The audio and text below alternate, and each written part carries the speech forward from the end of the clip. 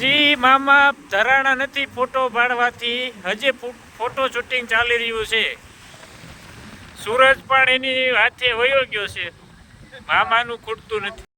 તો ભાઈ જય દ્વારકાધીશ મિત્રો, અટાણે હું જાઉં છું વાદરી, મારા ભેગા છે ભાણેજ.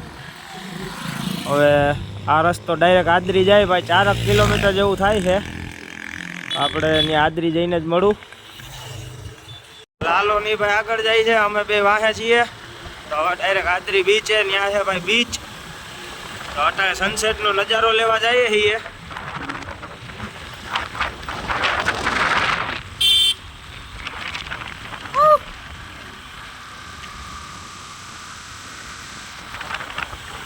તો ભાઈ ફાઇનલી પહોંચી ગયા આદરી, અને બધા આવી ગયા છે. ચેક કરો ભાઈ, દરિયો કુકવાટા મારે ચેક કરો.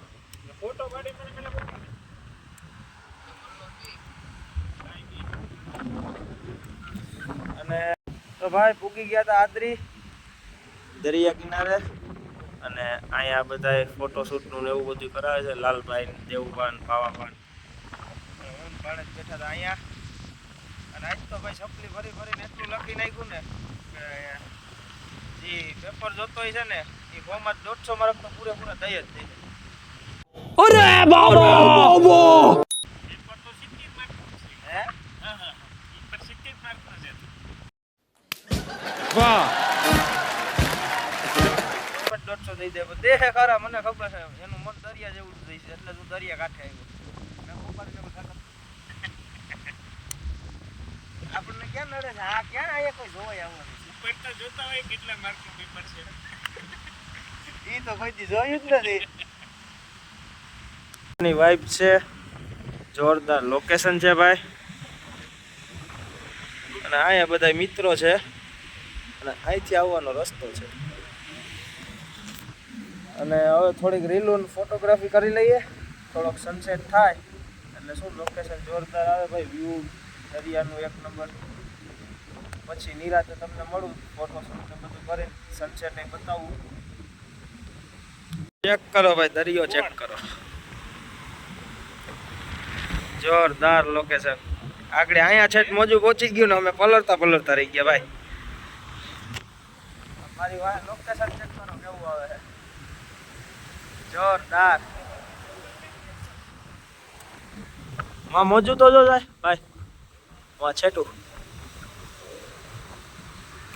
આજ કુદરતી ભાઈ મોજા બહુ ઊંચા ઉલરે છે, કેમ હોય આજ પવન છે એના હિસાબે હોય કે એના હિસાબે હોય. જુઓ આ જોરદાર મોજા બહુ મોટા આવે છે, નકર આટલા મોજા મોટા નથી આવતા. અહીંયા જો જો સુનામી આવતી હોય એના જેવું લોકેશન થઈ જાય ભાઈ.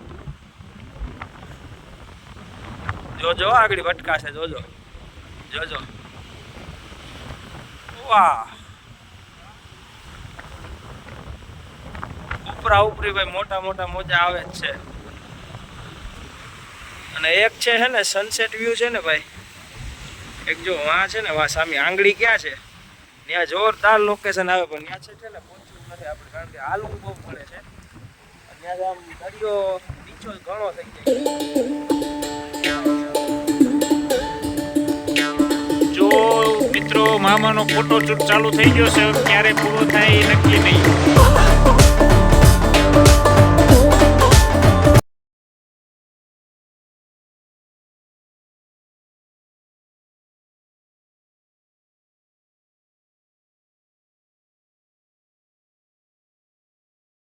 ભાઈ સાંજે મોડા આવ્યા હતા અને પછી સૂઈ ગયા હતા. જમી કરીને આવીને આદરીથી જોરદાર લોકેશન હતું ભાઈ. ક્યારેક સોમનાથ બાજુ આવતા હો તો આ બીચ જોવાનું ના ભૂલતા. અને આ વિડીયો તમને કેવો લાગ્યો જરૂરથી જણાવજો. લાઈક શેર સબસ્ક્રાઈબ કરવાનું ભૂલતા નહીં ભાઈ. તો મળીએ એક નવા વ્લોગ વિડીયોની અંદર. તાલક જય દ્વારકાધીશ મિત્રો. તો ભાઈ અમારા બધાના વિડીયો શૂટ તો કરતા જ નથી, ફોટા રીલું બીલું બધું બનાવીને હવે અહીંયા નવરા બેઠા બેઠા અને તમને હું સનસેટ બતાવી દઉં ભાઈ.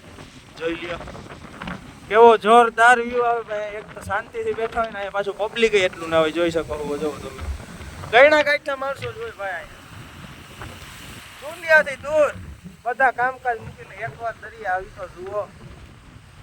કેવો આનંદ ને કેવો શાંતિનો અનુભવ થાય ને ભાઈ.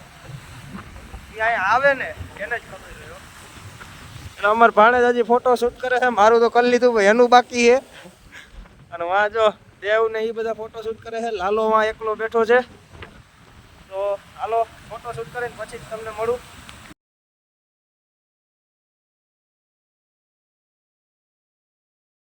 જી મામા ધરાણા નથી ફોટો પાડવાથી, હજી ફોટો શૂટિંગ ચાલી રહ્યું છે. સૂરજ પણ એની હાથે વયો ગયો છે. મામાનું ખૂટતું નથી. તો ભાઈ ફોટો શૂટ કરી અને સૂરજ હવે આથમી ગયો છે. હવે અમે બધા નીકળીએ છીએ. ઘડીક આગળમાં લાલભાઈ પાસે બેઠા કારણ કે લાલભાઈ ત્યાં એકલા જ બેઠા છે.